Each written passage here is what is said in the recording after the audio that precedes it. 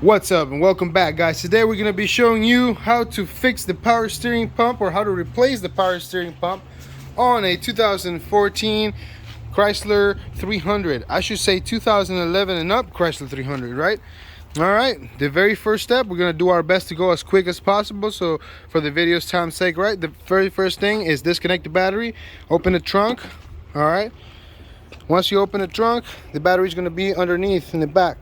Pull this tab, pull it up. It should have a hook. This little hook goes right here. All right, grab yourself a 10, 12, or 13 millimeter and loosen up the ground and put something right there. Be right back. All right, guys, so it is a 10 millimeter. Loosen it up. All right, just like that. You don't have to take it off all the way, and then we pick it up out of here. Okay, so I like to wrap it with a little rag so it doesn't jump back on me.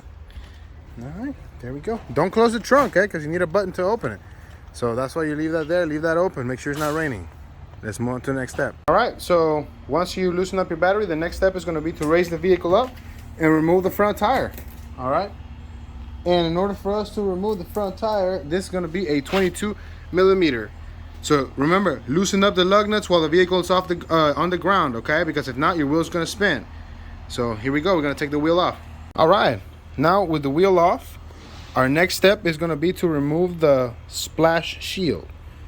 All right, and in order to do so, you will have to remove these plastic clips. 1, 2, and then maybe a bolt or a clip right here. 3, 4, 5, 6, 7, 8, whatever. Anything necessary to get all this off. All right, so I'm going to fast forward to that. Here we go. All right, well, to make your life easier, all right, guys, so with the splash shield moved out of the way, you have clear access to your power steering pump right here. All you have to do is remove this cover. All right, slide it just like so, and then you're gonna have your power steering pump exposed. Next step is, if you have fluid in there, you're gonna want to drain it. You can open it up, siphon it if you want, and but if not, that's okay. I understand. We're gonna go ahead and disconnect the electrical connectors that are right up here. Let me try to zoom in real quick. There you go. Those connectors right there. Get rid of those, and we're gonna grab a tool and disconnect that line, which is gonna be this line. So we're going to be disconnecting these two connectors right here and taking this line out of the way, and that should get us almost there. All right, here we go. Hey guys, to disconnect it, there's this little red tab right here that you're going to want to pull it out. I pulled this one out already, and then you push down on this tab and pull out just like that. The second one is fairly the same procedure. All right, you got to pull this tab back, so we're going to use something to pull it back, and then press down on this big tab right here in the middle. Press down on this tab and should be able to pull this back. Here we go. All right, so once you pull this little tab back, like I was saying, all you gotta do is press down in here and then wiggle it out. So there you go, just like that. All right, so you have disconnected your power steering pump. Now the next step is to get a Torx bit and get that out of there. So here we go. All right, guys, so using a T40, my trusted Pittsburgh Harbor Freight tool, we're gonna go ahead and come in here, all right, and loosen it up very slowly. Okay, fluid may start to leak out. If there's still some fluid in the lines, it's totally fine. Make sure you have something to catch it with, okay? Alright, so with this high pressure line screw out of the way, now we're moving on to the next step. Oh, sorry. To remove the line, simply I just grab it like this with my finger and push with my thumb right here and pull out, and it comes out just like that. Alright, so let's move on to the next step. Alright, guys, so using a 16 millimeter, I don't know if you can focus on it, let's see. Craftsman, don't spin too fast now. There we go, 16 millimeter. We're gonna go ahead and take this bracket off. I went ahead and loosened these up already. There goes one. Oops, sorry for the camera work. There goes two. Alright, so let's remove these long screws and let's go on to the next one.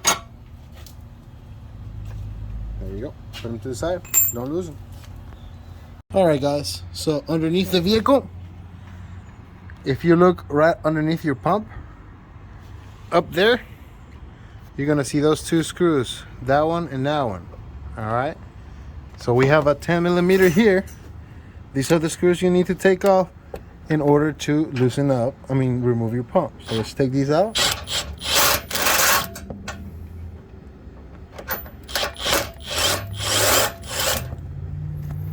Alright, don't lose them. Let's take the second one out. Make sure somebody supports the pump so it doesn't hit you in the face, alright?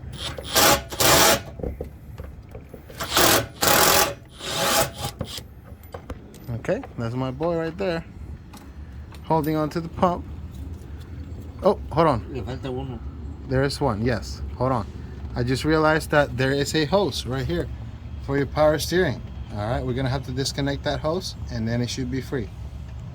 Hold on one second. Alright guys, so we went ahead and removed that hose. As you can see, it's right there. We used the little hose clamp remover to take off the little clamp, and we pulled on the hose. So now it's ready to come out. Go ahead and pull it out, brother. Cuidado, Yeah. We're good right here. Just gotta be careful.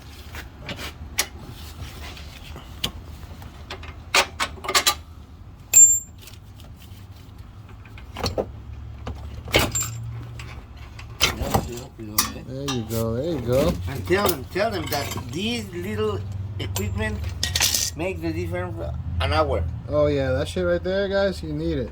You need this little clamp right here. It's an hour difference. Alright, let me get up. And that is exactly how you remove the power steering pump from a Chrysler 300. Alright. Installation procedure is the same thing in reverse. I'm going to try to do the install video, but if it ends right here, thank you for watching.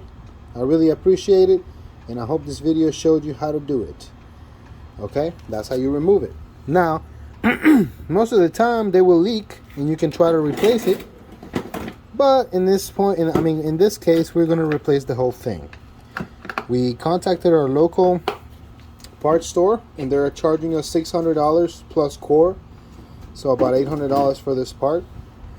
But the procedure should be very easy to put back on. Alright. Thank you so much for watching, guys.